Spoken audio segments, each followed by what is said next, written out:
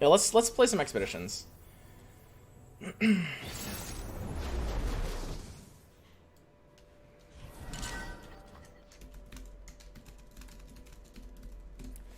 Again, I'm not going to focus a lot on expeditions. I think it's a good thing to learn because you get one free token when you finish the prologue, and it's a really good way to get resources in game 2 because you get experience faster by playing expeditions if you're winning enough, and it's a really good way to like get shards to craft cards. But it's kind of the way to like progress your collection the fastest. So if you do want to like build up your collection, you definitely should at least have a basic understanding of expeditions. So let's just talk about like basic strategy in this game. It's actually going to be easier in expedition. So we've got, 1 mana on turn 1. We've got succession, which is potentially a turn 2 play after floating 1 mana. It actually is not even a bad keep here. Turn 2 play is going to be nice. Vanguard Redeemer is long term, a little bit early to have that here. And Radiant Strike is probably not a keep in this hand either. Okay. So we can keep Radiant Strike. That was a bit of a rip burn. It's pretty close though. Okay, so we're gonna pass turn 1. And what that means is we're gonna be able to play Succession on turn 2. Succession is a weird card. It's a spell that just summons a 3/3 for 3. But the gimmick behind this card is because it uses spell mana, you can sometimes cheat it out on turn 2. It's a good card to play when you have a deck that doesn't have a lot of 1 mana cards because, we're using that spell mana nice and early and getting this tempo developed to the board, right? So we've got this guy. We're just going to get an attack here. See, we're able to put some early pressure on him, get a good trade-off. Look, he'll block this presumably, and we'll have a 3/1 develop. So our unit will kind of trade 2 for 1 because we were able to develop it a little bit earlier.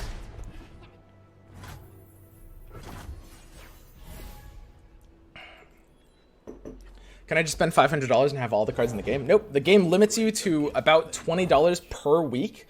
And I mean, I think at that rate, it'll probably only take a couple of weeks, especially if you're playing at the same time to even get like a good collection. Okay. So we play a pretty powerful card called Vanguard Sergeant. This is, I don't think like a tier 1 competitive card, but it's good in elites. When you play it, it gives you a big spell. It's at slow speed and it's temporary, but it's a big board-wide buff. And this is really powerful in this mode as well, expeditions. So we can go ahead and develop our Vanguard First Blade. There's no reason to play the Vanguard Sergeant. We had a decent open attack line there. See, we have the attack token. So we could have gone for an attack at the start, but what we want to do instead is make sure we develop this unit because it empowers itself every time you attack. So we might want to hang back for future value. And he actually played a pretty good card there. Lorent Bladekeeper is actually pretty nuts in this situation. I don't think I can take an attack here. I want to go for long-term value, so I'm actually just going to attack with nothing. A 3/4 that develops this card into a 4/3 is spooky. If I attack with the First Blade, he'll gain the +2/+2 before the combat, but then the 4/3 Sentry is a little too good of a blocker, and I think I want to get better value out of First Blade as well. Yusari. Yusari is a pretty cute card. It's not a great card. This card is a meme. It's really funny. It has Challenger and Elusive, which when you think about it are 2 keywords that make no sense together because Challenger allows you to attack units and Elusive allows you to bypass things. But, I mean, it's not a bad card in Expeditions. So we are going to go ahead and get challengered by this Yusari, and we're going to demonstrate exactly how powerful back-to-back is. So, a super impactful combat trick there.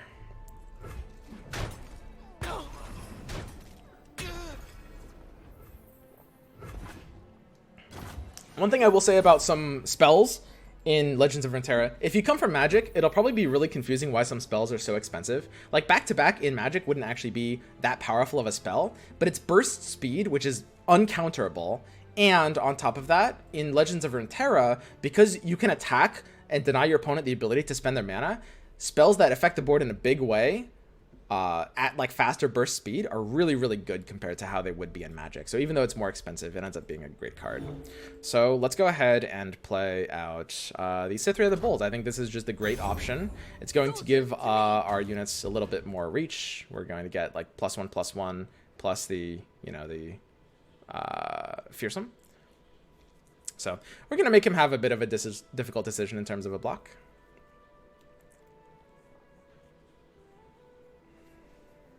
Also, like Hearthstone, you gain 1 mana every turn, even more. Not in Magic. Yes, that's true as well. He's got a barrier on his Avarosan. That's pretty spooky. So barriers in it, it's kind of like Divine Shield from Hearthstone. What barrier will do is it negates 1 instance of damage, but unlike that, it only lasts 1 round, which means if I choose not to attack again here, the barrier will just go away, and it won't represent any value. And honestly, that's kind of what I want to do. I mean, in a normal circumstance, I would never be playing this timid, but because A, I've got like really good like board wide buffs, and B, because I just wanted to play for long-term value, I just don't think there's any pressure on me to attack here. He just played a very scary card, Kinko Lifeblade. And this is actually part of the purpose of his build around. Like, this is kind of how his deck is going to be working. This puts the game on a little bit of a clock. So Kinko Lifeblade is a card that has Elusive, which we don't have any Elusive blockers in our hand right now. We have one Silverwing Scout in our deck, and it's got Lifesteal, which means it's going to be healing every time it deals damage. So it's a really good card if we're both kind of in this stall mode and racing each other down. He's got the 4/3 Sentry. We waited, so the barrier just wore off, which is pretty great there. And I think just developing, you know, an additional blocker here is fine. We're going to do a block that looks kind of like this. This looks great. We're keeping our first blade alive. So why Kinko is scary is because we can't deal with it. It's elusive, and it just represents per turn value. Swap and barrier. Pretty cute. It just means his units will both survive in this case. It's actually, again, a pretty good card in this format. Like, expensive spells that are normally a little too slow for constructed actually end up being great here. Luckily for us, in regards to the Kinko, we drew a card that can answer it very well. Swiftwing Lancer. We have Challenger, which is one of the ways to deal with units that you can't normally deal with. Like, engines your opponent will never attack with because they want to protect it, or elusives. We can just Challenger it to kill it. And that's going to be really, really powerful. I think we can develop that now. Let's think about these turns a little bit.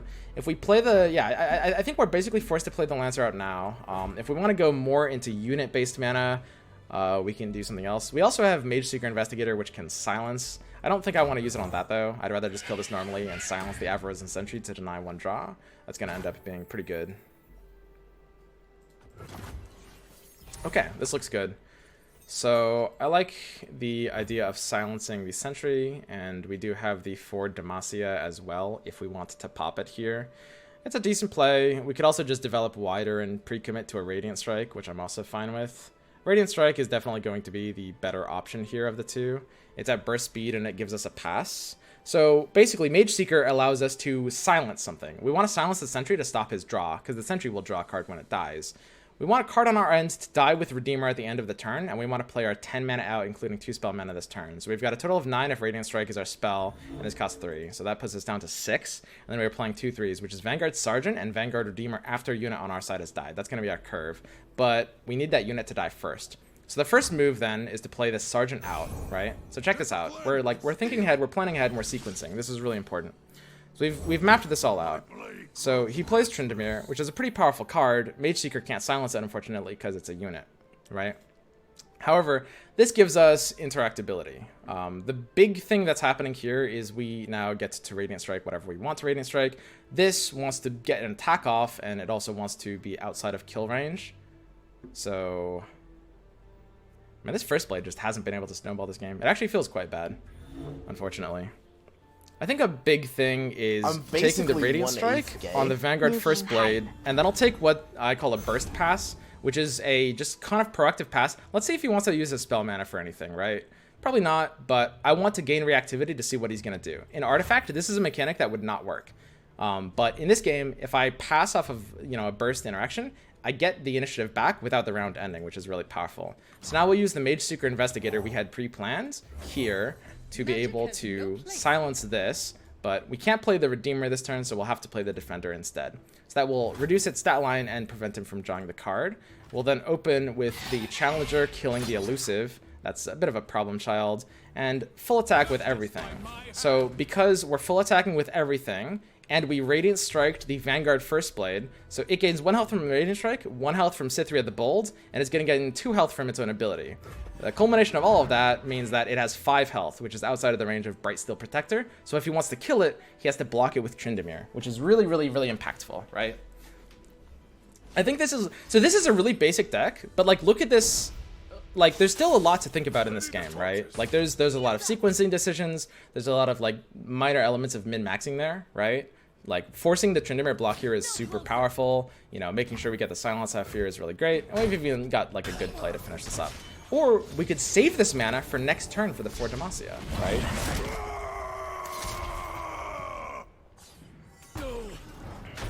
So, unfortunately for us, this Tryndamere is a really, really good unit in this mode. Tryndamere is a pretty good unit in Constructed too. But in slower formats like draft, he is king, right? He basically has 2 lives, and a second one is super massive. So let's plan out our spell mana. We could, if we want to save our spell mana for 4 Demacia, we shouldn't play this Vanguard Defender this turn. So let's think. We're going up to 9 mana next turn, which means if we bank, we'll have a total of 12, which is 4 Demacia plus like Redeemer plus this. I don't think it's really worth it in this case. I don't think we want to be using it on defense. So I'm going to go ahead and just develop the Defender here. This should be better. We want to be using this on offense primarily. You can use this card defensively sometimes though. I bought the starter bundle. Do I need to open it anymore? Nope. I think it goes just straight to your collection. So Laurent Duelist is interesting. It gives his card Challenger for the turn, which is, yeah, that's pretty cute. I don't want to develop anything that's going to be a little too vulnerable into that. So I'm just going to go ahead and pass it back to him, I think. These attacks don't really threaten too much on my side. I wouldn't mind playing the Cavalry. I mean, we can kill his Tryndamere with it. If he Tryndamere's the Cavalry, then we can like kill it back with Swiftwing Lancer, I guess. So I think Cavalry is like a totally fine play here. It makes our block a bit better, because if he goes for attacking with like the 3-2, you know, I mean, we actually have no good blockers against the 3-2 otherwise. Yep, so this is fine by me.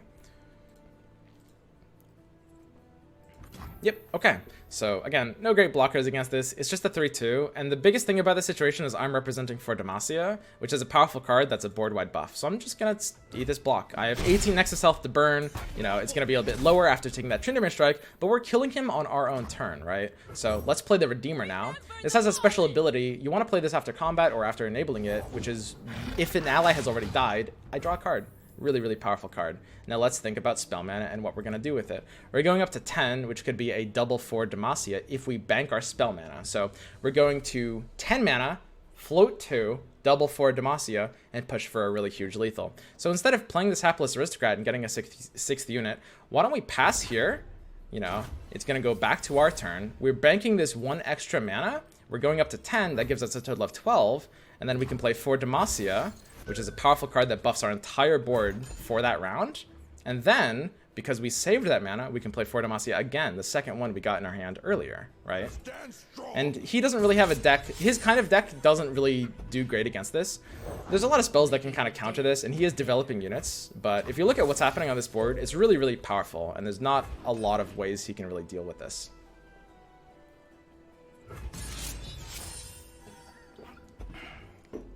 So, check this out.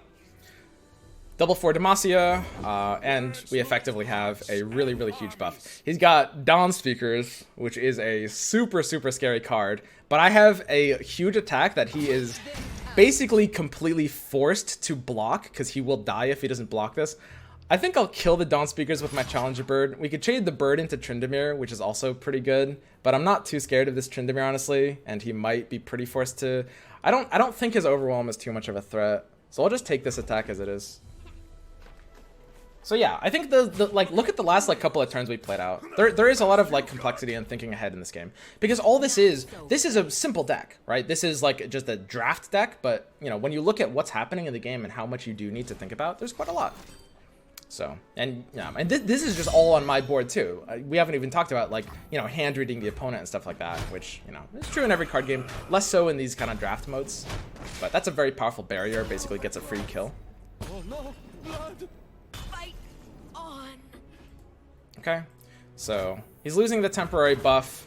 He's got 2 Overwhelm units, which is pretty powerful, and the 10 attack Tryndamere is pretty spooky. So we're cutting it pretty close here. Like on his, whoa, he's not attacking with Tryndamere.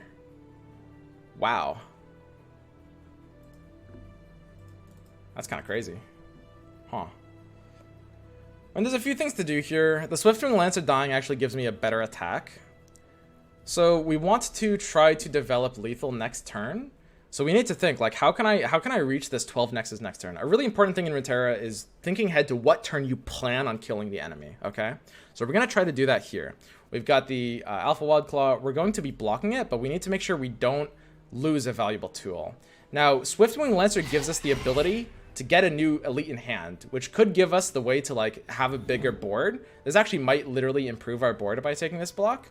I think it's more important killing the Tryndamere if we can't survive. I'm going to go ahead and block with a 3, and I'm going to, in this case, just tank this amount of damage. I'm taking 4 to face because he has Overwhelm, so 7 minus 3 equals 4. I go down to 7. We will judge you.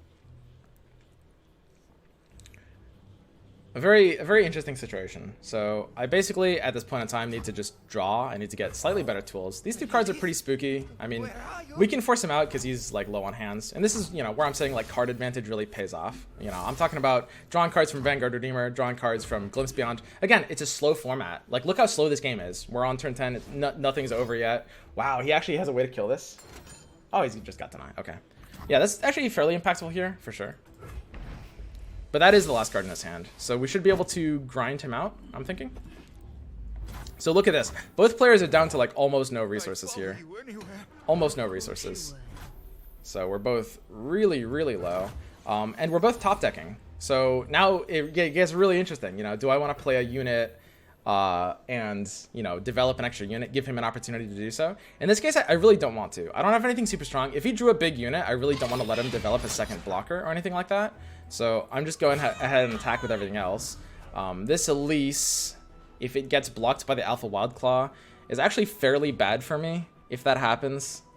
Right now, I'm threatening a total... Oh, I don't even need to do the math. I can just hover this. Threatening a total of 10 damage, which is quite nice, but Elise doesn't really help me push that full lethal, and it gives him a pretty good block on the Wildclaw that he doesn't have otherwise. I will be able to kill it a little bit easier on my block, but I don't want to take that risk. Because Elise doesn't really accelerate our clock here, I think that I will actually hold her back. I don't really mind losing the Hapless Aristocrat if he wants to take this tower damage. But, so think about the game in terms of, like, not health, but turns to kill, right? Because, like, when you think about it, we decided we wanted to kill him this turn, but then as soon as we couldn't, damage became less important, right? Like, I don't really need to attack with Elise here. She'll summon 1 spider, which doesn't really do that much. He's already going to 6. We need to just survive 1 more turn. There's a Silverwing Scout, which is pretty terrifying, honestly. So, I mean, if he draws a buff tool, he could actually win here. I'll write my own story. This guy has, like, crazy high value cards.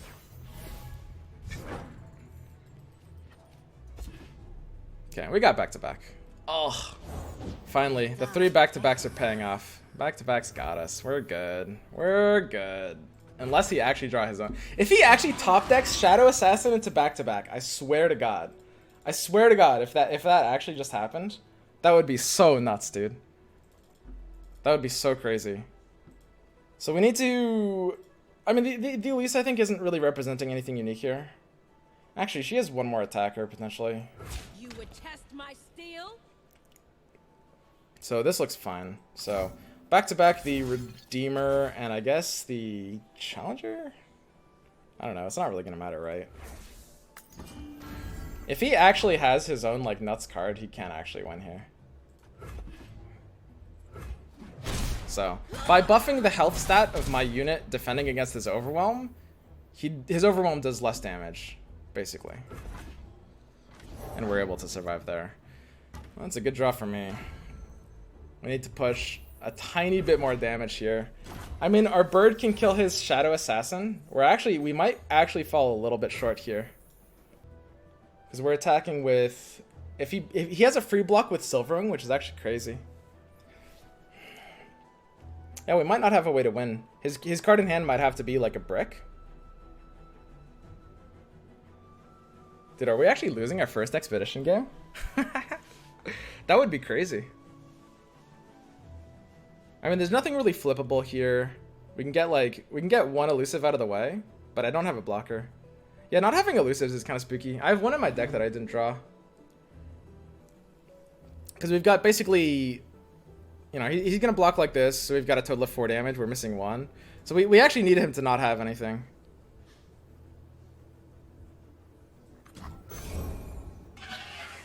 Is there actually no out? If we had 1 more board space, the top deck Vanguard might have saved us. But not being able to block elusives is kind of losing us this game. Yeah, the extra Omen Hawk doesn't... I mean, I don't think it does anything. Because I don't think we can actually do enough here either way. We don't have challengers actually strong enough to survive anything. Like, we can stop 1 blocker, but it doesn't really do enough, right? Because he's got enough blockers to survive here. We would need to draw like a fast speed spell that can deal damage. I can't remember if I had one single combat in this deck or not. Let's do this attack. You won't suffer long. Should be watching someone else instead. Sneaky squid. Swim is teaching me to lose.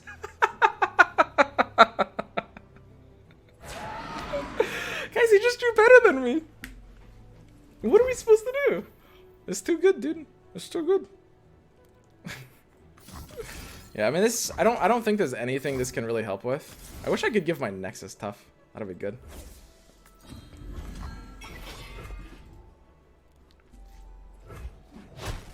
Master. So we're actually just a tiny bit short here. I don't think there's a top deck that saves me. I think this is guaranteed. Maybe one single combat if I have it. Yeah, that doesn't save me. So this is a spot where he just open attacks. And that's a good open attack, basically. Just not like, if I draw an elusive, I don't get a chance to develop it. You need Spear. Yeah, Spear will definitely help in these kind of matchups. So my opponent here, he's playing a Brown Anivia Karma deck.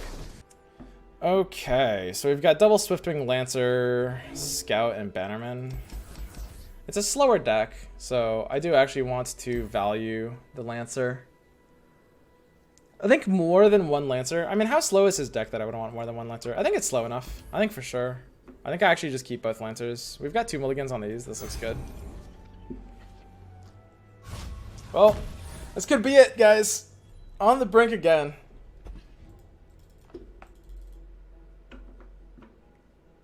Is this still Expedition? Yeah. I'm finishing out my run. Maybe it'll end here, actually. Maybe this will be the last one. I do want to jump into Constructed, but I want to just get the resources from this first Expedition run. And it's also, like, it's kind of simpler for you guys, because there's not, like, more combo-y stuff. I'm just showing off, like, you know, this is kind of the fundamentals of the game. Whereas, like, when I actually go to Constructed decks, a lot of those, like, have more complicated combos. Safeguard our homes. So, obviously, we had a pretty awkward opening hand. Yeah, we didn't get offered a lot of, like, early drops, like 1s or 2s. This is a really unfortunate curve. I think that's fine, though. I mean, I don't really mind the situation at all. He's not an aggressive deck, right? Or at least, based on these colors, that's not what I'm reading. Like, the colors in the champions is a very slow deck, which basically means our Swiftwing, like, this hand looks bad and clunky, but that's exactly what we want. We want a really late game hand with, like, no early game options, because there's no pressure on us early. We just want, like, double Swiftwing Lancer to just basically put out so much value he will lose ground, right? What region are you picking? I'm going to be building Shadow Isles and Demacia for my Dawn Spiders deck. Okay, so a good play here is going to be Vanguard to keep the attacker on this a threat. That's going to be pretty solid here. We can't combine that with like Redeemer or anything yet, but I think that's going to be fun. So just killing the sentry like this. One thing we got to be aware of is, of course, in this matchup, let's go ahead and look. And we've got Freljord Diana. So Avalanche and Denia are the 2 big ones. There's actually not a lot that Freljord and Diana will threaten. Like, all you have to really keep in mind is Avalanche and Denia. Then there's like, you know, Take Guard and Rush. You can play around them a bit. The biggest way to play around Take Guard is to not overextend into killing Braum when they have it on board, right?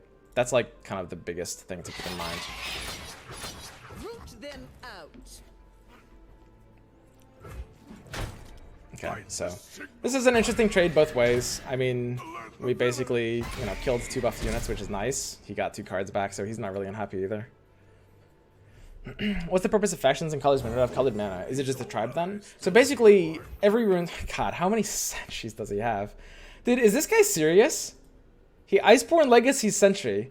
Did this memer actually find like 10 sentries in his deck or something like that? Is this guy a genius? I wasn't gonna say anything when he used Iceborne Legacy on Sentry. I'm like, okay, he's probably just a new player, or he's a literal god. For the homestead. Monka. Okay. Yeah, but I could just tough it out. I don't think I want to commit tough this early. I think I'm fine doing this. This looks totally fine. I'll just keep my mana totally up. But here, you know, the Swiftwing Lancers are going to start smashing this board. Do you have some newbie guide? So I do have a guide for new players in terms of like, you know, your first steps playing the game. I don't have like a guide for actually like not for gameplay. That's just for like, you know, how to start out with your budget collection and stuff like that. I don't have like a great newbie guide for playing the game, but I do have like deck guides where I explain things in ways that are, I think, fairly easy to understand. But no, I don't think what I do best as a content creator is like new player tutorial type stuff. I think that, I don't know. I mean, I'm sure if I did something like that, it would get a lot of views, but I don't feel like I'm adding something to the community if I do that. You know what I mean? Because everyone's already doing it, and I don't think I can really do like tutorials better than anyone else. But I can do decks better than a lot of other people. So, I mean, that's kind of what I do. I mostly just like make and refine lists and talk about like some of the more complex strategies in the game as well. The game explodes itself with the tutorials. Yeah, that's true. So that's his 4th century? Who is this guy?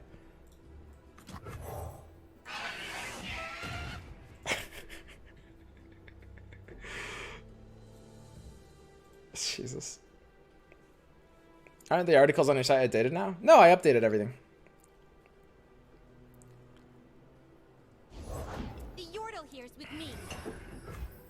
Okay, so single combat's not doing like an incredible amount here, but I think this is basically fine. We're just gonna go ahead and roll these down. I'm actually gonna like slow this draw a bit. I'm not really in a hurry to use Chain Vest, although to be honest, like I can't actually use this spell mat otherwise. Yeah, I'm really not in a hurry to use these Chain Vests because when these die, they give me something else anyway. So I think this is fine. We're just gonna do this.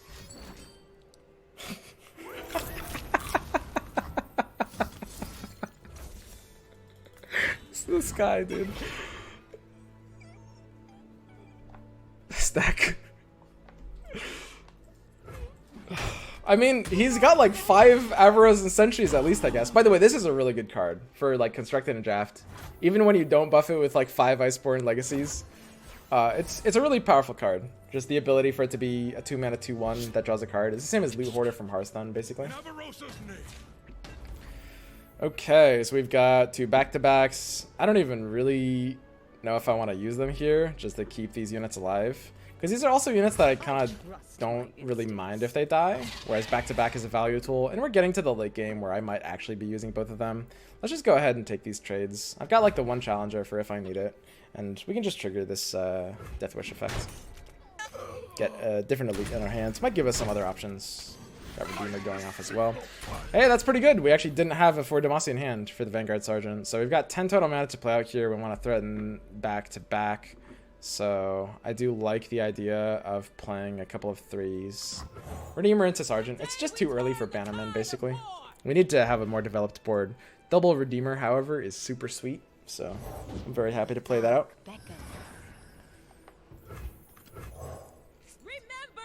But yeah, basically, the idea behind this is like, I would say a large part of this game is just coming down to evaluating speeds of decks, right? So like, check this out.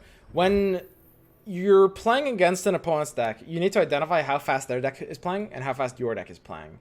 And your objective is to make your deck either be a little slower than your opponent's deck or a lot faster, okay?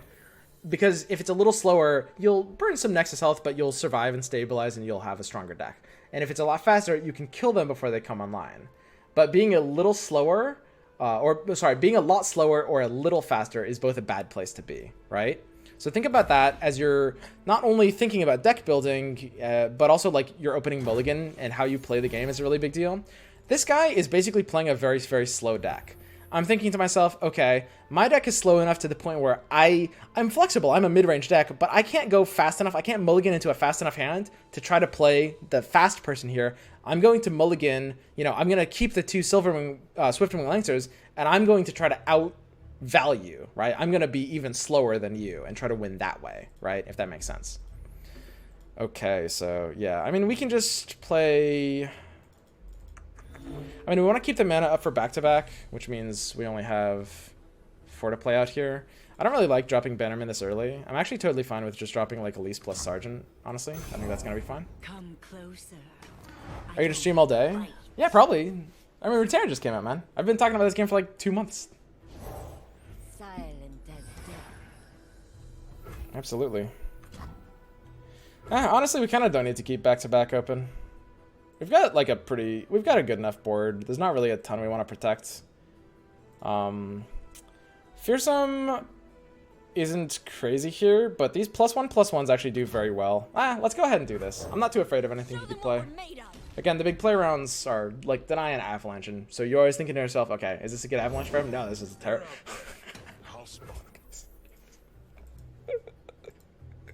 This guy.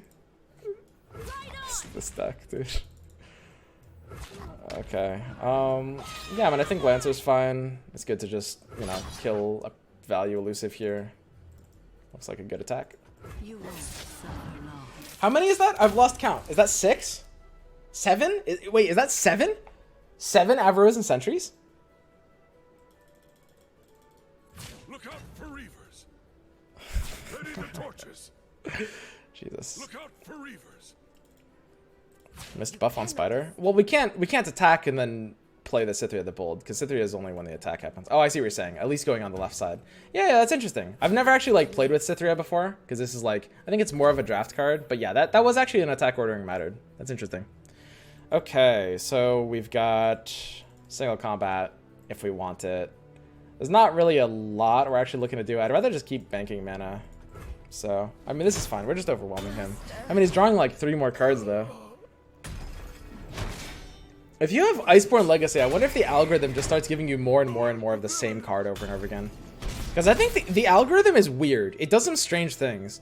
I think, for example, the Cataclysm bucket, I think, will always give you things that you don't have, so that you can run Cataclysm, which is a card that is basically a really powerful card that you can play, that only you can summon if you've played 20 different cards that game.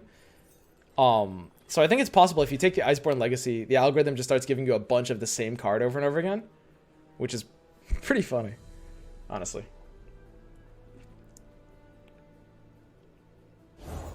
What do you call that? Okay. So we've got Sparring Student. I think I'm fine with this. I mean, we just have a wider board. We can just go ahead and banner him in, see if we get like a big buff off here. Not too worried about Avalanche. Like, he would have played it turn 1 if he had it already, and we're still surviving with half of our board. If he kills 1 unit, hey, that's just more board space for me. So we have a full board. 6 is the max. Oh, look at that, the Avalanche. So yeah, that's definitely like a little bit weird for him, like in terms of the timing, I guess. I don't know. I mean, I can keep 2 things alive with back-to-back, but I could also just push lethal with it. It's not really a big deal either way, honestly. Because if I let them die, then I've also got the Bannerman. The cute thing about this Bannerman play is it's actually 100% chance that it'll buff everything. Because we know the top card in our deck is a Demacia card, because the first one just triggered. So, by forcing it this turn, we know we get the buff no matter what. And we've got double back-to-back next turn, so that'll probably be funny. Sure. Give him a random card. Yeah, I mean, I think we have a very guaranteed lethal here. I think there's nothing at fast speed that will threaten this at all. I mean, we've got double back-to-back for basically just a huge value swing on the turn. I can't think of any. There's nothing at fast speed that he could have just like drawn into or double cast that's actually going to stop this from going off. The problem with Karma, she's a little awkward. A really big problem with Karma is a lot of spells don't actually make sense to double cast on the same target. Like, a fairly low amount of spells in the game actually want to be double cast on the same target, so her level up isn't as good as it seems for that reason.